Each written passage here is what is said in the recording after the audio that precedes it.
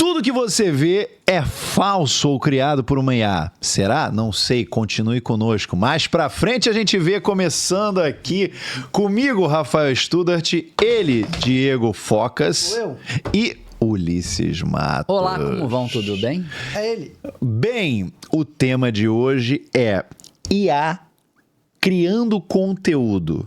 Vai dar merda? Eu quero saber de Focas. Eu tenho uma... Logo o cara aí, ó. Eu quero o entusiasta de IA, por favor. Eu não sei se foi hoje, foi no final de semana, mas... A gente não sabe quando tá saindo esse programa, que mês, exato. que ano. Mas neste momento atual em que estamos gravando esse programa, tá tendo muita discussão se o Google ou o YouTube em si ia aceitar os canais Dark feitos com IA para o programa de parceiro. E pelo visto, eu não tenho ainda uma fonte fidedigna, mas pelo que as vozes de mercado dizem, parece que não. Não vai aceitar. Finalmente. Vai mudar bastante esse momento de... Todos os canais que eu conheço, pelo menos, eu conheço uns 20, 30 canais aí que eu converso com o pessoal, tá todo mundo sofrendo muito com essa entrada de milhares e milhares e milhares de novos canais, sem nenhum esforço. O cara vai lá e fala, crie para mim 60 canais, um agente de IA já consegue abrir o canal, criar o vídeo, criar vídeos em si, postar e tudo mais. Então, você já consegue fazer literalmente deixar o computador ligado e ele estar fazendo sem parar e sem você ter nem sequer que olhar para o que ele está sendo feito, vídeos infinitos. Depende da capacidade da sua máquina, da internet e do quanto você pague para essas soluções. Você consegue hoje ter um influxo de criação de novos vídeos quase infinito. E essa decisão, que eu não sei se foi tomada, enfim, mas eu espero que sim. Por mais que pode mudar a qualquer momento. Mas eu acho também que é uma questão de... É uma segurada para os próximos anos, porque isso vai acontecer.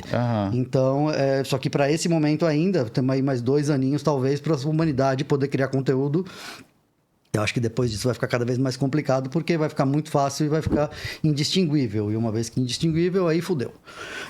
Mas eu acho que eles... Se tomaram essa decisão, a gente vai ter uma prolongação da nossa potencial de gerar conteúdo, mas eu acho que em alguns anos isso vai acabar. A gente não vai estar querendo, enfim, vão existir músicos, vão existir tal, mas a grande maioria do consumo vai ser de consumo de coisas criadas automaticamente, infelizmente, porque, né, essa é uma parte que a gente gostava de fazer como sociedade. Mas por que daria merda? Então, vamos lá. O que o Focas trouxe... Ou pra quem daria merda? Exato. A IA, quando ela chegou rasgando muito em cima dos criadores, né? Seja um designer, seja um escritor, seja um músico. Então, assim, gente que já lutou a vida inteira para conseguir dinheiro no século XX, finalmente uma galera conseguiu começar a sobreviver disso e ser reconhecida, e agora está sendo jogado de novo à margem da sociedade, né? Ali nas franjas da sociedade. Criar conteúdo, sempre o que a gente chama genericamente de conteúdo, desde o surgimento do YouTube e outras ferramentas do gênero, é algo muito difícil, porque você tem que estar o tempo todo pensando, você não tem férias, você tem que ficar o tempo todo produzindo aquilo, porque senão o algoritmo e aquilo outro e tal, e você vai ficando esquecido, é sempre uma novidade, você vai ou não nas trends, nas tendências do momento. E mais também a questão dos algoritmos de plataformas como o YouTube, que fica estimulando mais a frequência. Não, então, é isso que eu tô dizendo, é isso, a quantidade em vez da qualidade, mas né? Não é por causa do público, mas por causa da própria plataforma. Porque é a maneira como ela é construída, né? Porque ela tem que vender anúncio. O negócio de todas essas plataformas é vender produtinhos. Não só isso, é vender produtinho e pagar o mínimo possível para o conteúdo sendo criado. Exato. No Spotify a gente já teve esse problema, onde o próprio Spotify começa a empurrar para você, o seu Next, músicas que vêm de artistas... inteligência artificial, vamos dizer assim, não sei como é que vai dar o nome para esse artista, mas artistas porque eles não vão ser remunerados, digitais, porque eles não têm que remunerar ninguém, as pessoas já não conseguem em grande parte reconhecer a diferença, e aí eles tentaram fazer isso na época com podcasts, que podcasters também não pagavam remuneração, para aumentar o consumo de podcast, diminuir de música, porque música custava caro, e agora com IA, isso facilita, não é eles, é todas as plataformas de vídeo em geração. Isso me lembra um pouco o que aconteceu na época da fotografia, certo? Um bom pintor de retrato tinha que passar, assim como um grande criador de conteúdo, a vida inteira, sem parar, aprendendo novas técnicas, capacidade de perfeição, capacidade de passar, através da sua técnica manual, uma imagem perfeita para uma foto para que o Lorde pagasse ele segurando o cachorro caçando.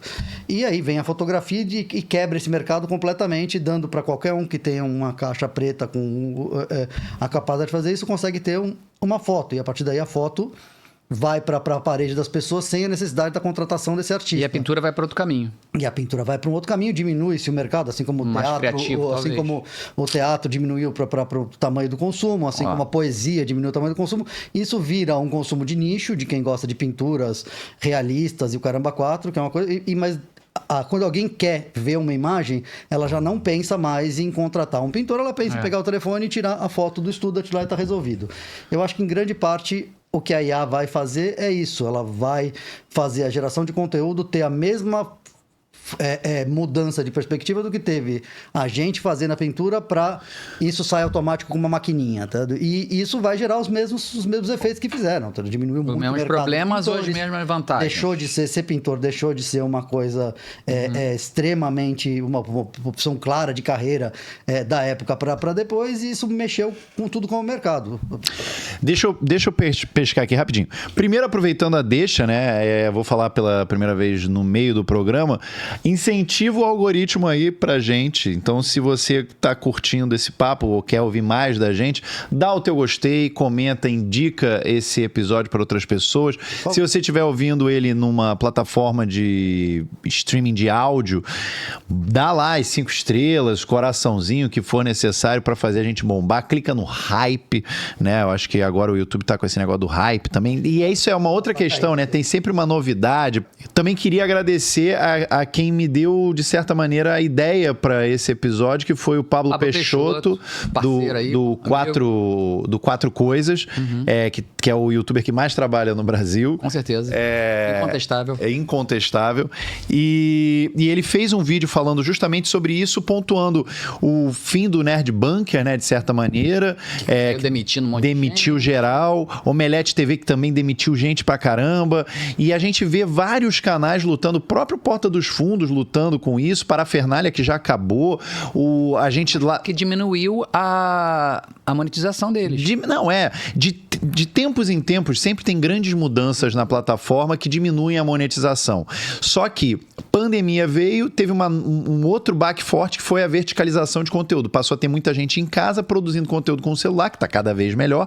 Então, tem mais gente para dividir a mesma quantidade de grana dos anunciantes. E agora? Só que agora explodiu vezes 1000, porque os criadores de conteúdo começaram a fazer conteúdo infinito, como o Foca estava falando, usando IA. E é inumano, é impossível você acompanhar e competir com uma galera que produz esse nível de conteúdo. Claro, eu trabalhava lá no Porta, só te interromper só porque você puxou esse assunto, eu acho interessante. Eu trabalhava no Porta 2 anos atrás e esse era o meu discurso o tempo todo. Eu entrei lá explicando para eles, né? Com toda a humildade possível. Eu já tinha um podcast sobre inteligência artificial há 7 anos atrás. Eu já enxergava que ia vir esse movimento da automação e da criação de conteúdo para uma série de coisas. E eu defendi muito isso lá, que é uma mudança tão grande que uma gravação que tinha... Eu não vou colocar o valor que custa uma gravação do Porta, mas vamos supor que custe 10 moedas, certo? Uma gravação que estava saindo de 10 moedas, ela não tem que diminuir o custo para uma moeda. Em 10 vezes o valor, ela tem que diminuir quase em 100 vezes o valor, porque uma empresa como o Porta ou como qualquer um desses grandes criadores de conteúdo, eles estão competindo com um monte de gente que vai ter o mesmo número de views gravando com um telefone, um cara segurando o telefone e outra pessoa falando, ou seja, a oferta é muito barata. Eu usava para eles, inclusive, o paralelo. Falou, a Latam só pode cobrar R$1.000 a passagem, enquanto a Gol cobrar 800. Se a Gol começar a ganhar dinheiro fazendo voos a R$30, acabou o quanto você consegue agregar de valor no seu produto para justificar que você gaste ou que custe R$1.000 a passagem. Então, o que tem que acontecer é que mudou completamente. Não dá mais para contratar pintor. Agora é fotografia direto. E não estou dizendo se é correto ou errado, se é bom ou é ruim. É o que no momento atual. E no início o público ainda valorizava uma produção bem feita. Hoje é o contrário. Para YouTube. E hoje inverteu. É porque tá eu me lembro que a gente gravava coisa com o Eric. Você olha para aquilo e fala, cara, isso foi criado por uma agência. Isso aí tem dinheiro de agência. O cara quer ver o cara sozinho com o telefone porque ele tem certeza. Até que, enfim, que ele está vendo um conteúdo que não é...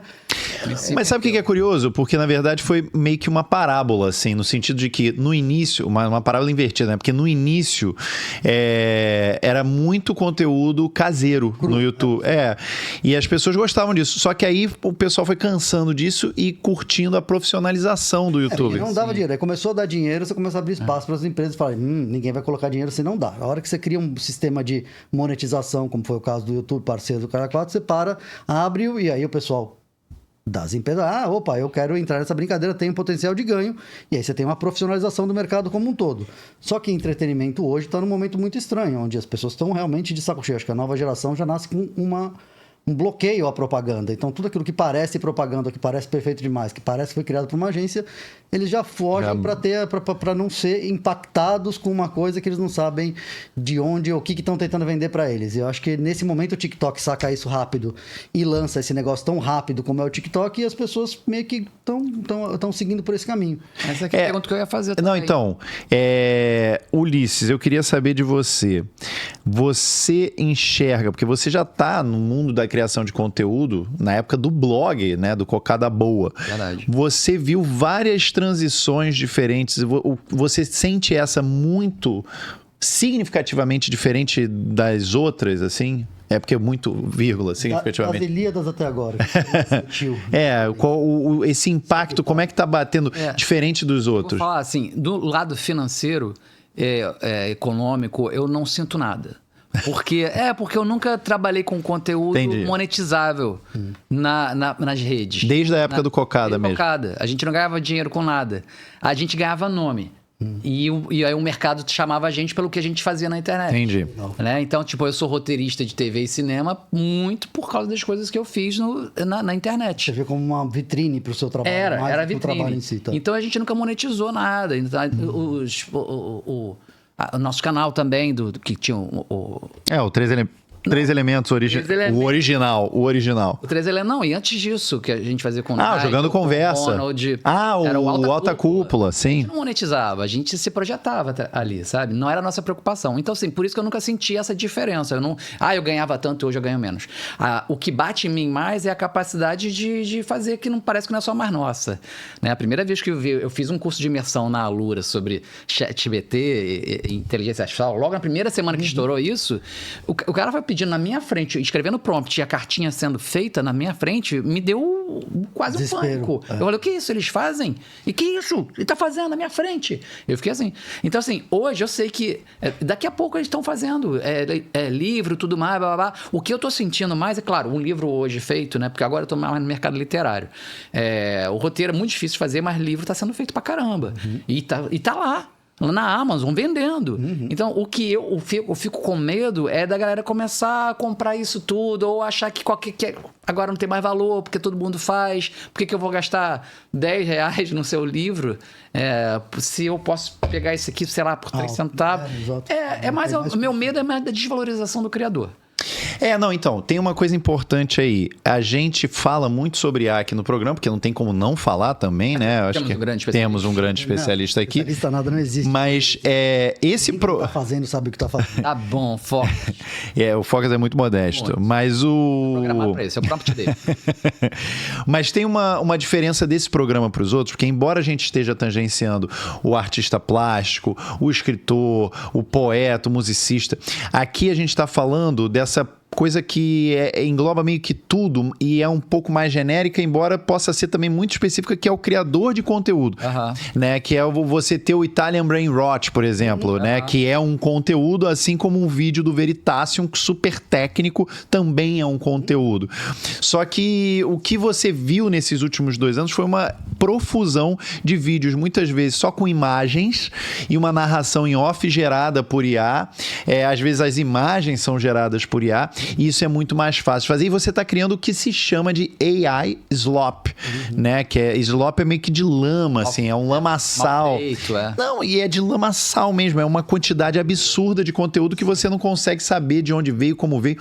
Então, assim, é óbvio que a gente poderia tratar de vários assuntos aqui derivados disso que a gente já tratou tangencialmente, como a desinformação em massa, os deepfakes, aquela frase da Hannah Arendt, que eu não vou saber falar exatamente como foi, mas que é algo do tipo, pior do que uma mentira é uma pessoa que... É um mundo em que as pessoas não conseguem mais distinguir o que é verdade. É basicamente isso, que elas não têm a verdade, é um conceito que se perdeu. Sim. Então, assim, a gente tá caminhando nessa direção cada vez mais a galope, mas eu acho que o medo a pessoa tem uma ferramenta que ajudava ela, de alguma maneira, a se mostrar para o mundo, né? E às vezes até ganhar um dinheiro. Então, ela tinha um estímulo ali. Não tô ganhando dinheiro, mas pelo menos estão vendo meu trabalho. E nem isso, porque você fica soterrado. Você tava aqui fazendo a tua parada. E agora tem 10 mil criadores automáticos de conteúdo em cima de você. Em cima de você. Então, isso é muito desestimulante. Eu acho que por isso que o YouTube... Quer dizer, por isso e para também se isentar de responsabilidades de deepfakes e tal. Por isso o YouTube mudou essa questão da monetização de conteúdos gerados artificialmente. Eu acho que ele está se protegendo contra uma rede que vai fazer... Porque se ele deixar e pagar a AI Slop para criar conteúdo, o mercado vai incentivar que só conteúdo de AI Slop seja criado, porque o outro, a mesma forma que ele estava discutindo Porta dos Fundos, que estava caro, de 10 moedas para 1, hoje você fala, tá bom, então a criação de conteúdo pode custar 0,00001 centavo, porque se a chance de eu criar um vídeo automático no negócio é a mesma que a gente está gravando esse programa tem que custar, para ser economicamente viável, a mesma coisa que aquilo, que é centavos, então deixa de ser economicamente viável fazer esse tipo de programa, assim como deixou de ser fazer sketch na internet como única função como um todo. Você tem vários canais, Escola de Humor, que já perceberam que esse é um mercado que não se paga mais no longo prazo. Enfim, como aconteceu em N e outras coisas ao longo do tempo. Mas o que eu ia te falar, só para puxar um assunto. Não, por favor. Você fala de AI Slop como só pelo ponto negativo, né? Mas esses dias eu estava assistindo, daquelas coisas que você está assistindo no YouTube, quando você faz outra coisa, e eu deixei lá, e eu fui clicando nos vídeos que mais me interessavam, e aí apareceu um vídeo sobre comparando psicologicamente os piores medos de monstros de anime. E realmente ele estava fazendo um trabalho super legal, trazendo os monstros mais creepies de anime, comparando psicologicamente o medo de um gigante do Attack on Titan, comparado com o medo de uma chegada de um anjo do Evangelho. E depois que eu comecei a assistir, depois de meia hora, eu olhei e falei, caralho, isso aqui é feito todo por IA. Eu tô notando que a narração IA, comecei a prestar atenção nas imagens e vi que as imagens também eram muitas vezes erradas e o cara mas o conteúdo era interessante. E eu assisti até o final do vídeo, porque realmente até o final eu tinha interesse em ver aquela comparação. Mas quem criou não foi uma IA. Mas não tá foi. Bom, desculpa, mas quem escreveu? Canal, foi o Manhã. Porque nesse mesmo canal tinha lançado 12 vídeos naquele dia. Entendeu? É impossível competir. Automaticamente vídeos infinitos sobre todo tipo de... mas alguém escreveu, né? Não, ninguém escreveu nada. O cara chegou para um Manos da vida, um agente, falou, levante todos os animes mais dark que tem e faça uma correlação entre os monstros e bababá. Ou ele gerou um problema, pegue temas que você acha interessante e faça correlações e vai criando vídeos automáticos. É uma saturação de conteúdo absurda. O que me pode é isso. É onde eu queria chegar. Tipo, quando a gente chega, então. A nossa pergunta vai dar merda? Assim, vamos lá. Pra quem tá criando, pode dar merda, mas parece que a gente já tá tomando as precauções. Né? Tipo, ok, a plataforma não vai por monetizar. Enquanto, sim. Por enquanto, nesse momento. Mas eu não acho que tem realidade de ter um estúdio pra pro público vai dar merda? Aí eu queria saber, tipo assim, isso vai mudar a cabeça do público? O público vai querer assistir sempre isso? Eu acho que o público vai. Aí que tá, mas aí que tem uma coisa que vai bater. Tanto no que você falou do pintor, que foi pra outro lugar, em vez de ser um cara que copiava a realidade, ele começa a ser um artista... O cara que é muito foda, ele continua pintando, mas a maioria das pessoas... Mas ele foi pra outro lado, você foi pro cubismo, você foi pra blá. E o que o próprio Pablo fala no vídeo dele? Que ele, tipo, ele vai ver que tem um monte de coisa sendo produzida, mas não. Ele vai continuar fazendo daquela forma, porque ele faz o olho no olho, ele conversa com as pessoas, tem que criar comunidade e tudo mais. E eu me lembro que é o seguinte, eu tenho um modelo de que eu quero fazer de série pro TikTok, e que eu precisava, no final, estar vestido de vigilante. E aí aí quando veio o IA, eu falei assim, não preciso mais, que eu tinha que comprar um bigode, eu comprei já o bigode, ou eu comprar um boné preto, uma roupa. Eu falei, cara, eu posso fazer agora na IA, uma pessoa falando que é um vigilante no final de cada vídeo.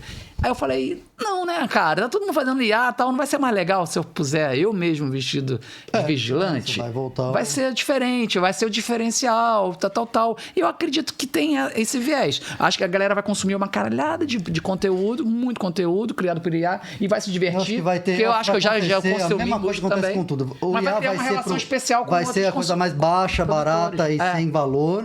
E aí você vai ter as pessoas que vão falar, não, isso aí é feito por IA, eu só consumo coisas que são criadas por seres humanos. E vai virar uma maneira de se segregar, de dar opinião, falar, eu não consumo coisa de IA, eu tenho acesso a esse cara que faz vídeo sozinho. Ou consome com os outros.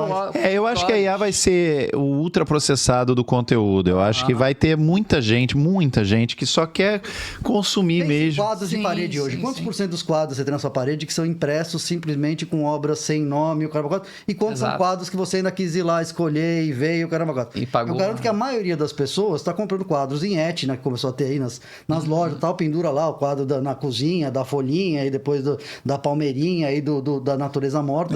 Isso comeu uma parte das pinturas, mas o mercado de pintura ainda existe, está aí, e tem gente que vai achar horrível você ter uma coisa de impressa numa impressora na sua cozinha, e aquele cara que mandou cortar o mármore não sei onde, embaixo do oceano para fazer tudo numa... Ele não vai ter esse tipo de coisa, vai ser coisa de... Enfim, vai ser mais uma das maneiras que as pessoas vão se distinguir, provar, isso aqui foi criado por um homem que escrevia. Mas deve ferrar, deve ferrar alguns criadores. Não, vai ferrar muita. Não só pela monetização, mas porque, tipo, sei lá.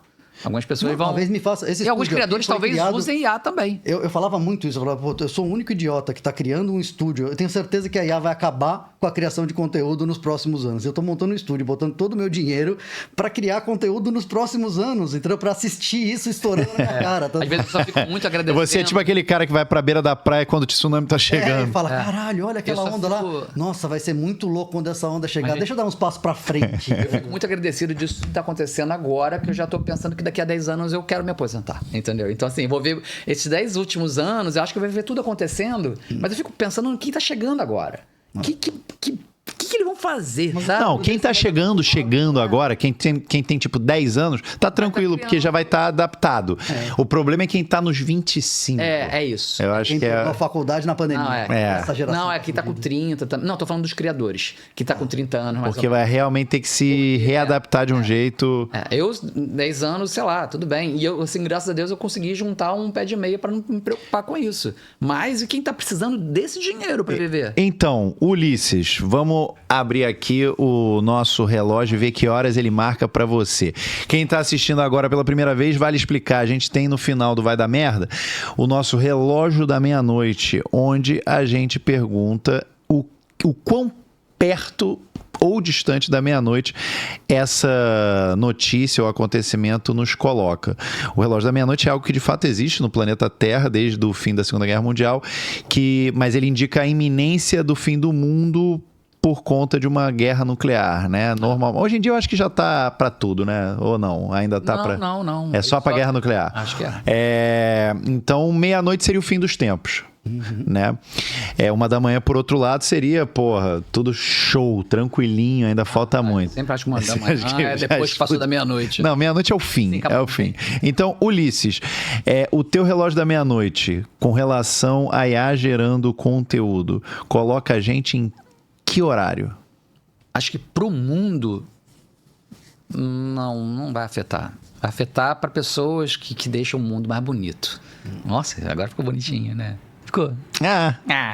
Mas assim, eu acho que... Vamos lá, cara. Nada vai mudar com o mundo. Né? Não, eu tô falando que, cara, eu acho que vai ser... vou botar aí 7 da noite. Não vai acabar 7 da noite. O mundo. Mas o mundo vai ficar mais bizarrinho, né? Mais sem graça.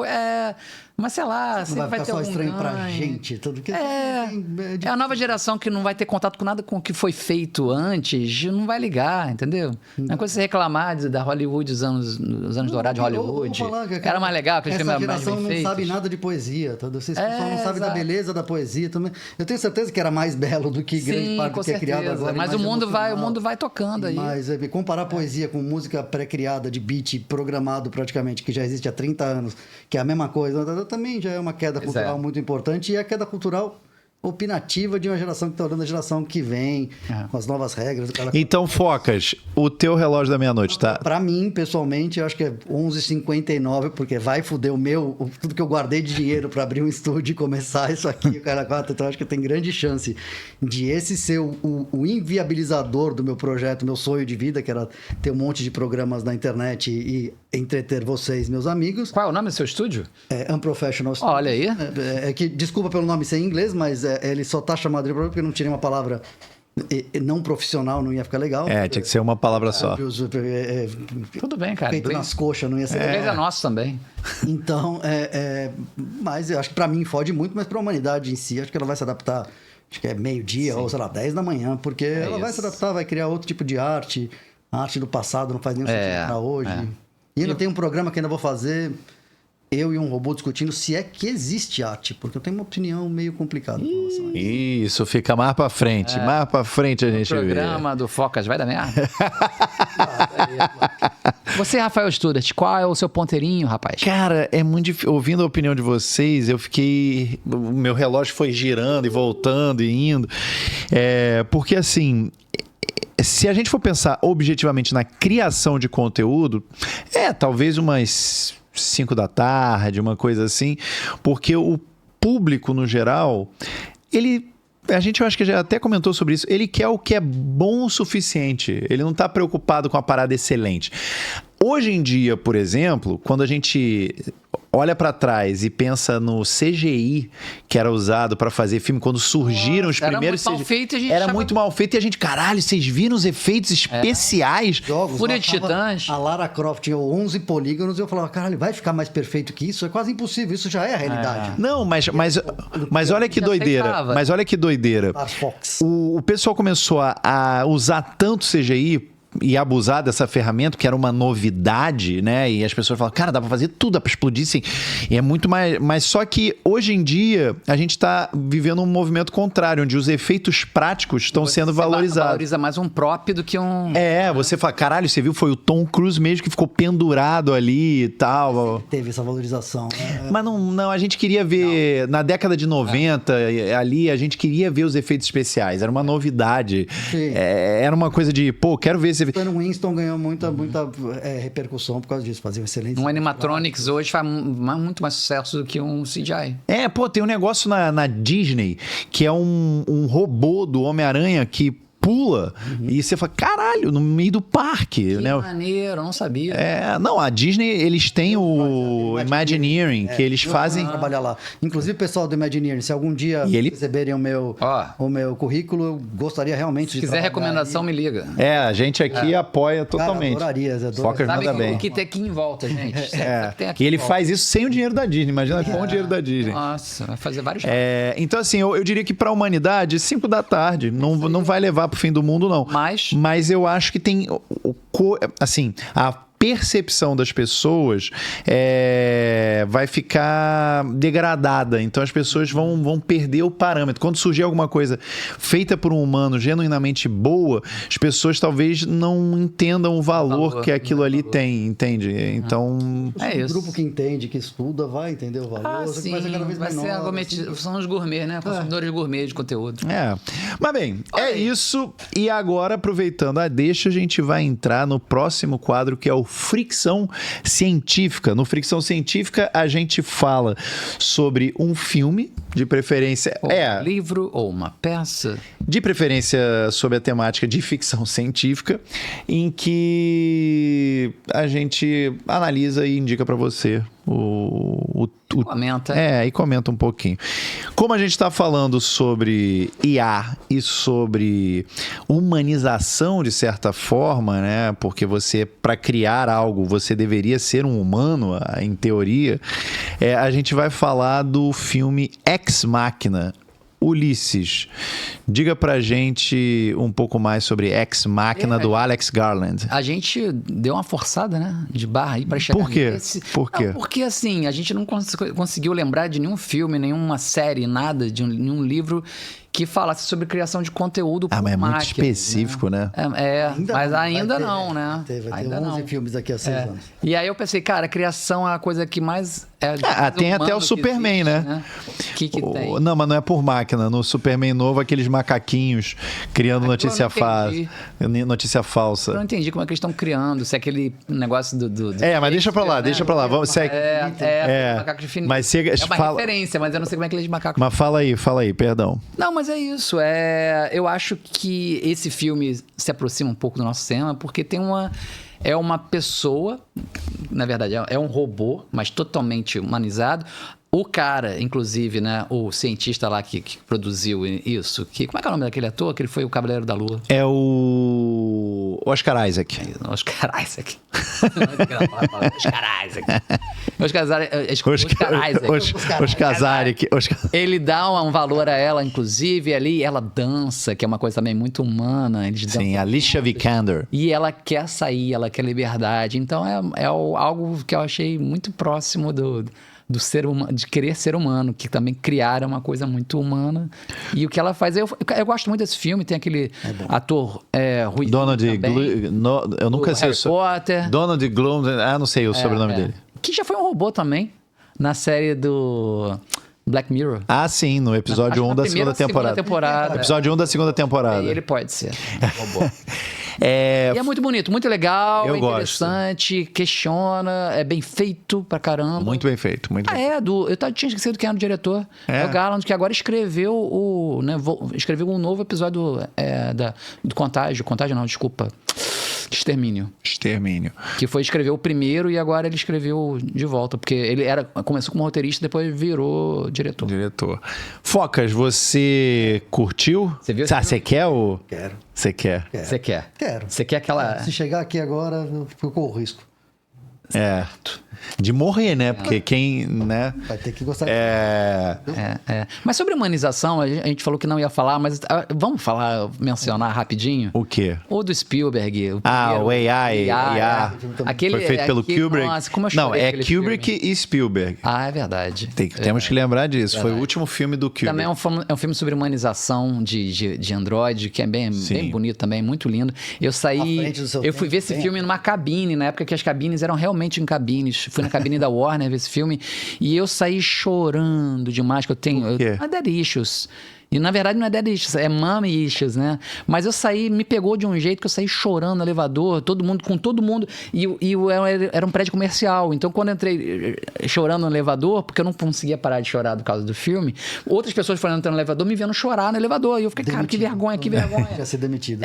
Uma coisa assim. Eu tava sem uma caixa, mas tudo bem. E eu fui até o prédio, cara, tem que parar de chorar. Essa caixa na vida real? Não existe. Só um tropo cinematográfico. Existe. Mas eu já usei pra sair mas eu não usei caixa, né? Eu usei mochila. Porque eu nunca fui demitido assim. Eu sempre fui pedir demissão, me avisaram antes que ia acabar. Então eu me preparei, nunca saí com a caixa com meus pertences, né? Mas esse é um ótimo artifício pra cena, né? Melhor que tem. Ok, se você gostou dessa indicação ou quer saber mais indicações... Você gosta desse filme? Você acabou não falando. O AI eu gosto mas o Ex Machina eu amo. Eu adoro, eu realmente acho muito bom, achei... É o tipo de filme que eu veria várias vezes. A cena da dança é tão surreal pra mim. Porque ela não contribui tanto, assim, pro andamento, né? Mas um teste de Turing, né? O filme todo. Mas enfim, se você quiser mais indicações de filmes, jogue aí nos nossos comentários que a gente vai indicar pra você, especialmente. Temos tempo pro Fake Nós? Temos sim. Fake Nós, como o Ulisses chamou, é o quadro final, o quadro que encerra o nosso programa, em que a nossa inteligência artificial, o Nolan, vem com uma notícia pra gente e a gente tenta adivinhar ou perceber, né? Adivinhar, usar método científico pra dizer... Para dizer se ela é verdadeira, falsa ou tá no meio do caminho. Então, Nolan, qual é a notícia que você trouxe pra gente hoje? Olá, colegas. A notícia é: voo das corujas inspira tecnologia recordista de redução de ruído. Super real. Eu acho que eu li isso em algum lugar. Super. Eu acho que eu não li a matéria, mas vi essa manchete. Falou da coruja, falou de voo, eu acho que é verdade. Caramba, foi assim? Derrotamos muito facilmente ou levamos uma grande... Vamos descobrir, vamos descobrir. Ah, como é que é mesmo? Só pra O teorizar um pouquinho. Vamos certo? teorizar. Nós estamos falando de um animal que caça muito bem. E à ele não noite, faz barulho algum. Barulho, a não ser o quando ele decide, mas é opcional. Ele é um extremo caçador, pega rato, coisa que é muito rápida, então ele tem que ter uma capacidade de redução de ruído grande, que não tem a ver com vibração e fricção. Eu acho que sim. Acho que faz Mas é o que? Ele inspirou uma tecnologia de voo, de avião? Que reduz Eu fiquei muito na coruja aqui. o som, reduz o impacto de... Que deve ter a ver com fricção. Mas será que é... Não, acho que não dá pra... Dá. Não, dá. Acho que não, hein? biologia que a gente consegue descobrir como é que são feitos e reduzir. É verdade ou é mentira, É mentira, Nolan? hein? Mudei aqui, Então, mudei aqui, mentira, é mentira. verdade, verdade. Tira dele. Mentira. Nolan, Foi mal, Ulisses. A notícia é verdadeira. É um aerogel de 2 camadas que imita as estruturas internas das penas e da pele da coruja, que pode ser aplicado em carros, casas e até mesmo fábricas. Droga! bem, e você achava que era verdade ou achava que era mentira? Joga aí nos comentários que a gente quer saber. E agora vamos encerrando o programa de hoje, lembrando mais uma vez que se você gostou, dê o seu gostei, indique para as pessoas, compartilhe, comente. Agora, não mais pra frente, não. Não, é isso. Você faz agora, porque mais pra frente a gente vê o próximo episódio do nosso programa Conteúdo Podcast.